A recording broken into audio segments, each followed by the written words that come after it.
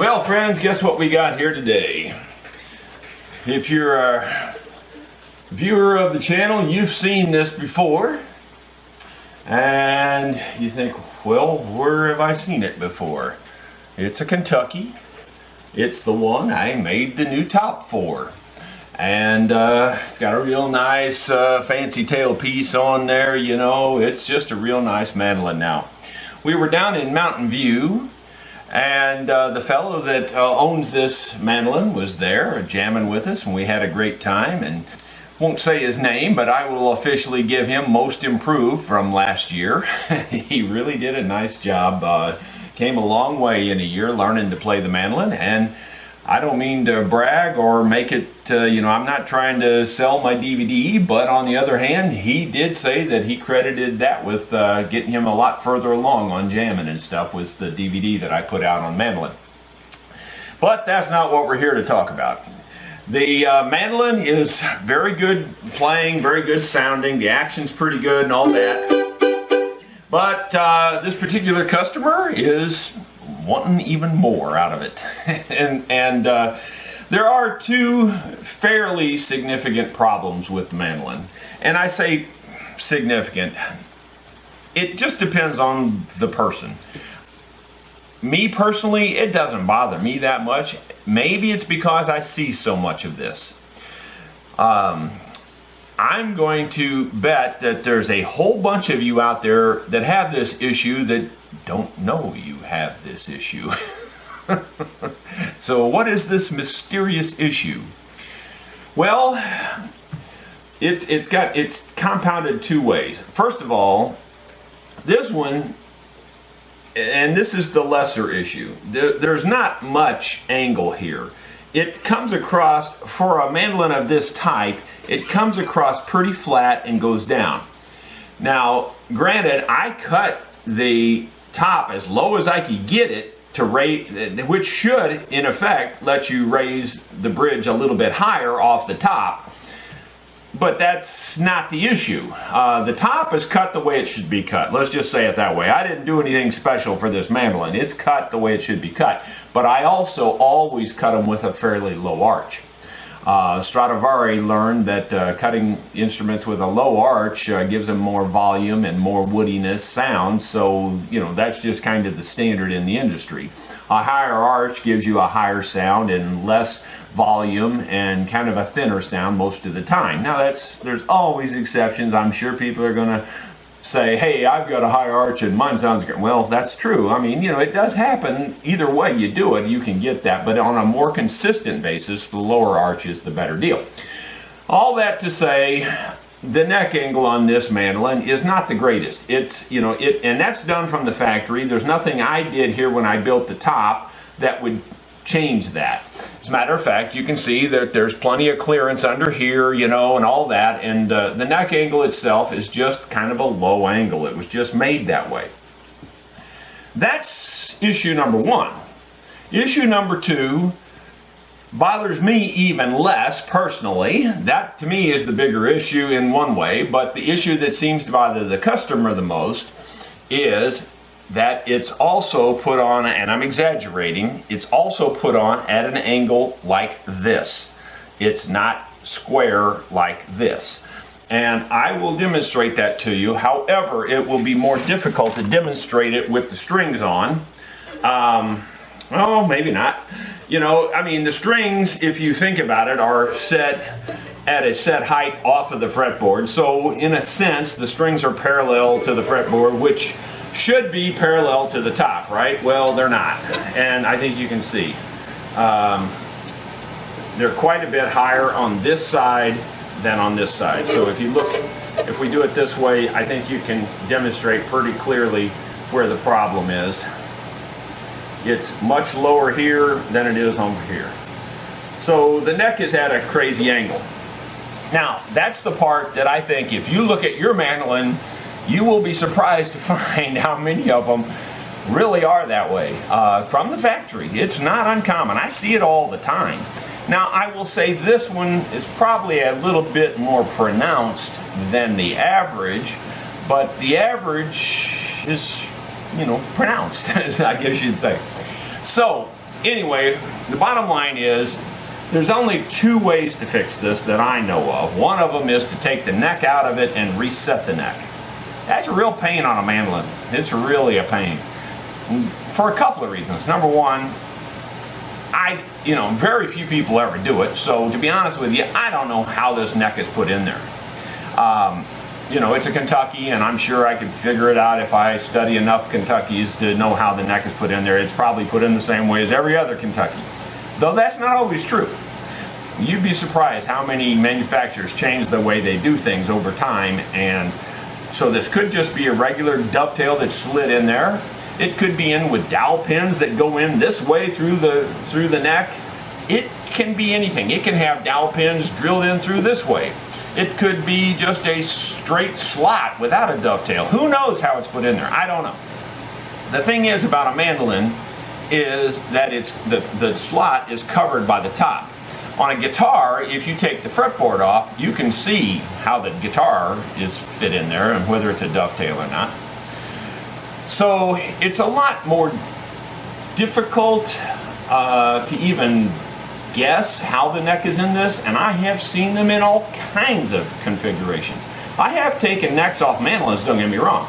Usually it's when the neck is coming loose already, and more often than not, when the neck's coming loose already, they've been put in with dowel pins just stuck in this way.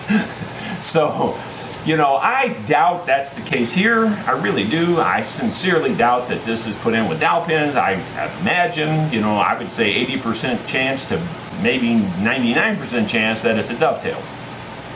All that to say, I doubt seriously I'm taking the neck off of this. It would be expensive. It would cause a lot of damage, a lot of fix-up around the joint here, all that kind of stuff. It creates as many problems as it fixes. There's a simpler way, a cheaper way, and the way the customer has decided that they want this one fixed. And that is, I don't like to do this in one way, but on the other hand, it solves the problem. And that is to cut a custom wedge that will go under the fretboard on top of this neck. Now, in this case, it has to be a compound angled wedge. So not only do you have the angle going from the nut back here that has to be right to raise this up a little bit, but then you also have to have the angle from side to side to get the fretboard flat. Well, all that to say, I have my work cut out for me. I mean, it's not simple to take this fretboard off either, and yes, that can cause damage in its own right along this joint. But I feel like I can control that fairly easily, and the fretboard's got to come off of it in order to do this. And the fretboard would have to come off of it anyway if you're going to take the neck out of it. Well, probably, I don't know, maybe not, but it's really hard to take a neck out of a mandolin without taking the fretboard and this fretboard extension off, because like I said, all that's covered, all the joint is covered by the top. The top literally sits on top of the joint. So it's pretty hard to take a neck out of a mandolin without doing a lot of extra work. Versus a guitar. A guitar, you can take the neck out with the fretboard still on it. So anyway, now I have a lot of decisions to make on how I'm going to tackle this. The hope is that it's going to give it a lot more punch by setting the angle up a little bit, but you have to make sure that wedge is just right when you do this, so that you don't get it too high. You get it too high and then you have it what they call a diminishing point of return, or what I call a diminishing point of return, I should say, in that it starts to sound like you're playing in a barrel. You get it just the right height and it vibrates the top real well. The vibrations and the sound bounces off the back, comes out the sound hole, and that's exactly what you're looking for. You get it too high, the sound rattles around inside the instrument and never comes out. It sounds like you're playing in a barrel. So that's what I'm faced with, and that's where we're headed with this. Hang on for the ride. It's going to be a bumpy one. Okay, I've taken the strings off this Kentucky mandolin, and I just pointing out I did not change this. This is exactly how it came off the mandolin. So this can be kind of our gauge. You can see that the saddle is all the way down. As a matter of fact, on this particular saddle, I can tell that I even thinned it through here to get it down far enough. So this particular saddle has been thinned quite a bit more than the standard. so that I could lower it down enough. Now hopefully we will be able to raise this about 1/8 of an inch. It doesn't seem like it wants to raise, but hopefully we'll be able to raise this whole thing about 1/8 of an inch. That would be good. So, you know, we'll be looking in the neighborhood of, oh, I don't know, about there somewhere, you know, off of the post. So, you know, if we get it up about like that, what we will probably do is make a different saddle for it, a taller, you know, a taller saddle, so these posts aren't quite so high. I don't really like the posts being up so high. I want the strings up a little higher. So what I'll probably do is make a standard saddle put on it at that point. But anyway, that's probably about where we're headed. We want to raise it about that much. Now that we have the strings off of it, I take this straight edge, lay it flat on the fretboard, and hopefully you can see the angle thing we're talking about. It's lower on this side over here than it is on this side over here. Now if I'm estimating or guessing, and I am guessing, but I'm going to say there's 3/8 of an inch difference. If you're talking extending it out to these edges, I would say this side here, about right in this area, if you could extend this back, would be about 3/8 of an inch higher than it is over there. So it's, you know, a significant angle. It's not crazy bad, because when you're playing it like this, you don't really feel it as long as the strings are, you know, set up well and all that. So anyway, but the bottom line is there is an angle there, and we will see what we can do about fixing that. So the first thing we're going to have to do is get this fretboard off of here, and that's not going to be real easy, but we'll do our best. In order to do a good job taking this neck off, the first thing I'm going to do is score the line right between the binding and the wood with this X-Acto knife, and I'm going to just score it lightly. I'm not trying to really cut all the way through.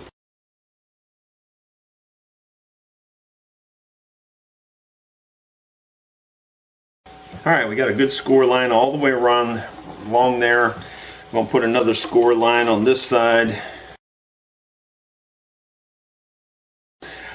I might possibly talk to the customer about stripping this neck and just leaving it bare wood like on a violin. I prefer my mandolins that way. Almost all the mandolins that I play for myself are that way. I use bare wood neck. It just, your hand slides so much faster on bare wood than it does on a finished neck. So that's a possibility down the road too.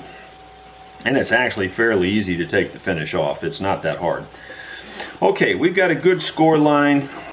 We'll get the iron, heat this up, and just see how much trouble we're going to have, because you never know till you start how difficult it's going to be.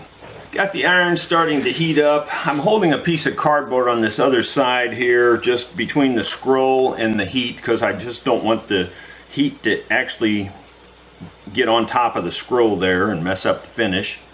Going to heat it up pretty warm in hopes that that's going to make this easy to get it off of there. I'm going to start heating the knife a little bit. I'm putting the knife under the tip of the iron here.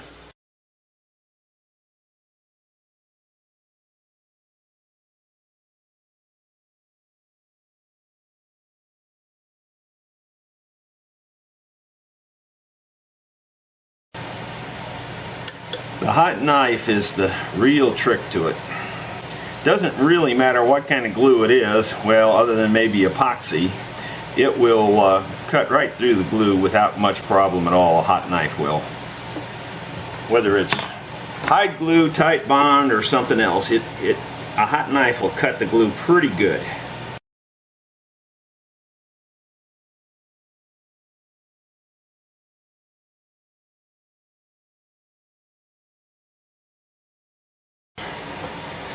Well, as it often does, it goes real easy at the beginning and gets harder. And why is that? I don't know. But for some reason, it's really hard at this point.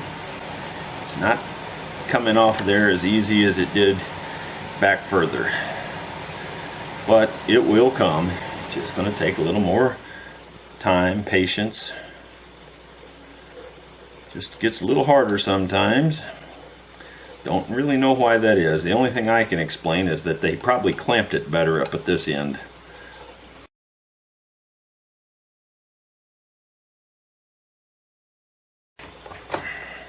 There we go. There we go. Aha! Looky there. Didn't think about that. The truss rod was really tight, but of course that actually probably helped us push it up more. So, probably could have, in hindsight, probably should have just loosened the truss rod up, but on the other hand, that actually lifted the fretboard up some. It probably helped us get it off of there. So, no big deal, no harm done. Alright, here's a close-up of the fretboard. You can see it came off with literally no damage. Absolutely no scarring, no nothing. It just needs the glue cleaned off of it. Same way with the fretboard. Absolutely no skinning or peeling or cracking or anything. Everything was fine. So just needs to be cleaned up. Let's take a look and see about the angle again. And I think you can see the angle's even more pronounced, even maybe now, than it was. It's hard to show this. It really, on camera, it's difficult to show it. But again, I would say now, if I was going across here and just kept the angle the same, this would almost be touching over here. It would probably be less than 1/8 of an inch off the top. About 1/8 of an inch off the top. And over here, it would be about 1/2 an inch off the top. So again, there's that 3/8 difference between one side and the other. I challenge you to check your mandolin, and if you find one that's crooked, let me know in the comments, because it's pretty common, really. You'd be surprised how common it is. You know, it's difficult to get it perfect, to be honest with you. It's just really hard. That angle, you know, it's a lot of instruments are that way, to be honest with you, but you know, guitars are so flat, they're so much easier. This rounded top on this makes it harder because you've got to have good gluing jigs and setup jigs. And when I build my own instruments, I have a jig that this part sits on when I'm gluing the neck on to try to keep it at the right angle. So I have this clamped down to a flat table, and then I have a jig meant to hold this square to that. You know, and I don't know if they go to that much trouble in the factories. I really doubt they do that. They probably just, you know, stick them together, hang them on the rack, and send them down the aisle. You know, we've got about 50% of this problem knocked out just by getting the fretboard off. Now we can go about building the wedge and testing the angle and all that stuff. You know, I said to the customer down there, and I wish I would have shown you this on video, but when we were in Mountain View, I said, you know, also the neck has just a little more underbow than it really needs. You know, it's just got a little bit more than it needs. And he goes, how do you know that? And I said, I can look down it, I can tell. I said, I've been doing it a long time, and I can see it. Well, and secondarily, now that you did see on video that the truss rod was actually pushed up quite a bit to try to get that underbow out. I should have probably released the tension on the truss rod, but in hindsight, if anything, it helped me get the neck off. So it was, the fretboard off. So it didn't hurt anything having the tension on there. As a matter of fact, I might even suggest it to you, you know, to take your fretboard off. You might want to tighten your truss rod up a little bit because it pushes that fretboard up. Okay, all that to say, here's the amazing discovery. Look at this, and here's why we have so much underbow in this one. Do you see anything? Can you see it there? Well, in case you're not seeing what I'm talking about, right here to here and here to here, they've got it high on this end going to nothing here. I guess they felt like they needed that to flatten out the fretboard, but as I look down it, that's causing the underbow. I knew there was underbow in there for you know, too much underbow in this thing. I knew it. And sure enough, there it is. Here you can see that there's a seam right across there that doesn't match this part of the wood. This part of the wood and this part of the wood does not match this. And it's definitely a wedge. It's a very thin wedge. Don't get me wrong, it's very thin. I would say only 10 thousandths at this end to nothing at this end, but that is that's starting that underbow, you know. Had that not been there, that extra underbow wouldn't be there. So we will be taking that off, starting with a completely flat fretboard, building up the new wedge, and going from there. I bet you didn't expect that. I sure didn't.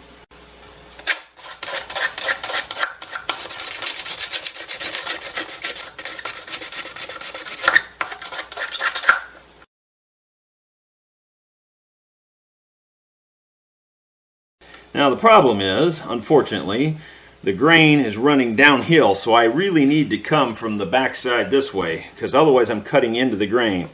It's going to be a little harder, but it'll cut better this way.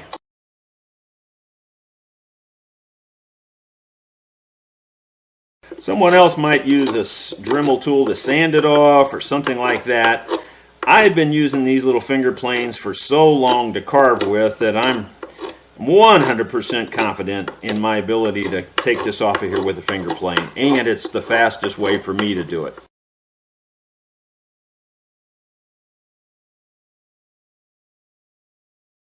That is not a wedge, folks. I misspoke. But it was higher here than it was here. They didn't have it cut in the same plane. Now it's almost level now, as you can see. I wish I'd have done this before too to show you. Now I've got it almost perfectly level. I think you can see that. It's like really close to perfectly level.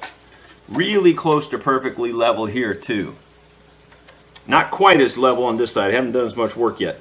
But what that was, it's the wedge they put the top on, the peg head on in a wedge. I can see a grain line now down through here and down through here. So this peg head was put on in a wedge. They didn't actually add a wedge here. They just didn't get it flat to the rest of this. And that's the problem. And it's still a little bit high. Let me see if I can demonstrate that it's still a little high here. It's so microscopic you'll never see it on camera. But I'll show you, but I don't think you're going to see it. It's touching flush through here. There's a tiny gap right in here, very tiny. I doubt you can see it. Maybe you can, I don't know. But anyway, so, by cutting that wedge down, we're helping it a lot. Now we'll level that all off.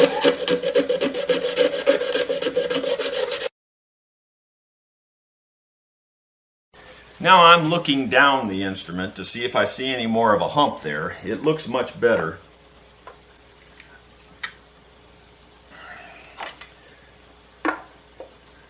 It's much better. I'm going to hold it up. I'm going to hold it up to my light. I have a very bright light here. I don't know if you can get that in camera, but I'll put very intense bright light, and what I do is I hold this flat edge and I look for high spots, and the high spot is still right here. So we're going to take that down some more. I knew there was a reason this thing had too much underbow, and the reason is they just didn't cut the neck angle to this perfectly flat. We would never have known that had we not taken the fretboard off.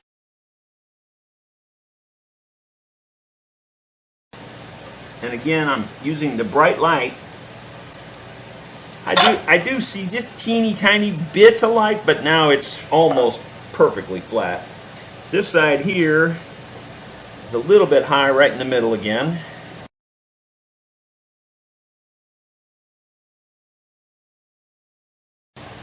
This side over here on the treble side is absolutely flat now. Perfect. Absolutely perfect. It couldn't be any better. The bass side, not quite as good, but pretty good. Better than it was, for sure. Still a little bit high right here where the wedge ends.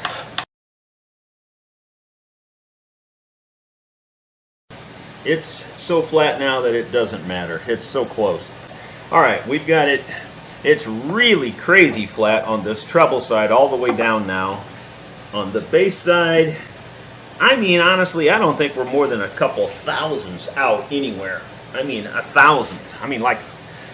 Less than half of a human hair thickness. That's pretty good. But that didn't change anything on the neck angle this way. It only fixed this underbow problem that it had right in here. So now I'm looking for good things out of this mandolin now. Now we're going to need to raise this back here. You know, if we want 1/8 of an inch at the bridge, which is about, and I'm just guessing on that, by the way, just from experience, but if we want about 1/8 of an inch back here, we're going to probably want, you know, 3/32 of an inch about right here, which is pretty close to back there.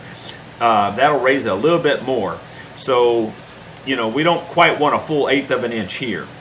So what we're going to do now is try to cut us a wedge that will be about 3/32 of an inch to nothing. And a nice good flat wedge. That can be a trick to cut.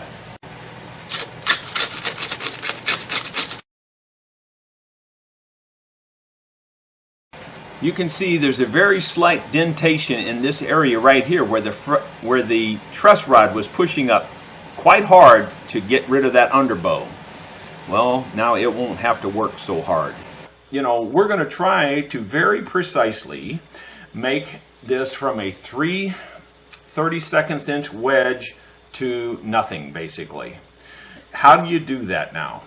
Well, now keep in mind this eventually is going to be a compound angle, so it gets a lot more complicated than this, trust me. But right now, we're just going to do the simple angle, and that would just be the big, long, flat wedge. The big, long, flat wedge. And we're going to do that first. I have an idea of how I'm going to do the compound angle. Whether it works or not, we'll see. I'm going to take you along for the ride as I make this wedge. We're going to go into the bandsaw and see how it works. If you have a really sharp blade on your bandsaw, this will work. If you don't, not so much. First, in order to cut this wedge, I need a little piece of wood that I can glue across here that is going to be 3/32 of an inch thick. Now I'm rounding the 3/32 off to 0.095 thousandths of an inch.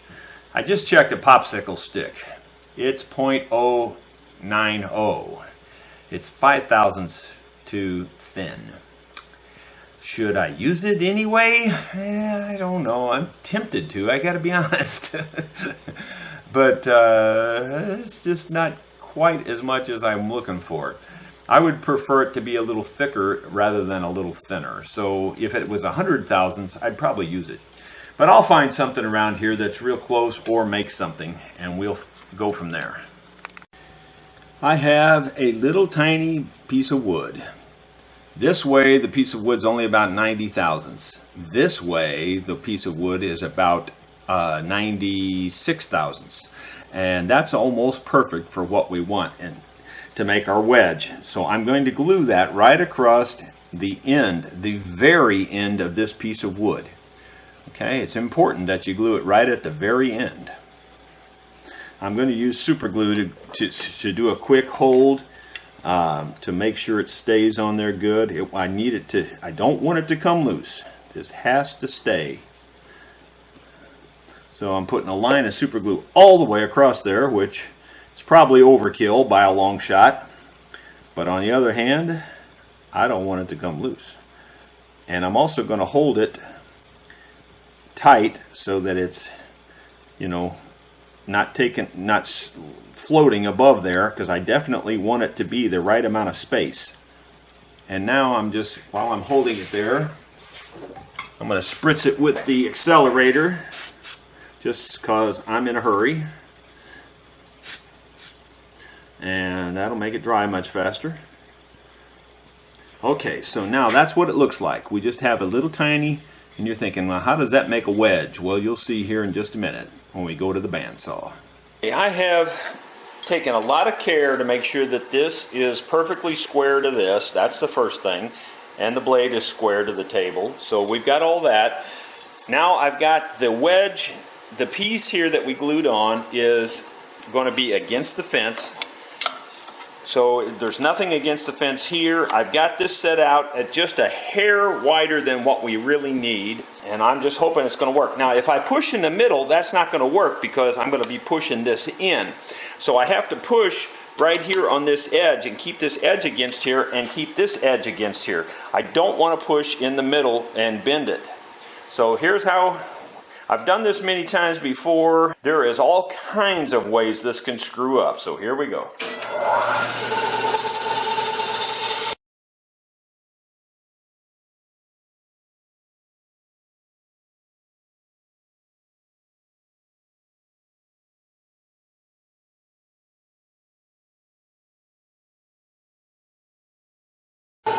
Well, we have a wedge. I don't know how good it is, I'll be honest with you. It's pretty good, but I don't think it's perfect. Well, hopefully if that video turned out, you could see how we cut the wedge. It's very thin down here, like almost nothing, to, you know, the full thickness up here. I gotta be honest, that didn't look good to me when I was cutting it. I'm assuming there's a bulge in the middle, and there is a little bit. Not too bad though. Not as bad as I thought. So I think I can deal with this. I think I can sand that bulge out. Otherwise, I think it's pretty good. And we're only talking, man, a few thousandths, maybe 10,000ths of a bulge. Something like that. I'd say only about 10,000ths of an inch bulge here. Probably less than a millimeter bulge. I don't know millimeters to thousandths very easily, but I'm going to say, just looking at the millimeters on this ruler, less than a millimeter bulge this way. Okay, so we're going to flatten that out a little bit more here, and then we'll see what we've got.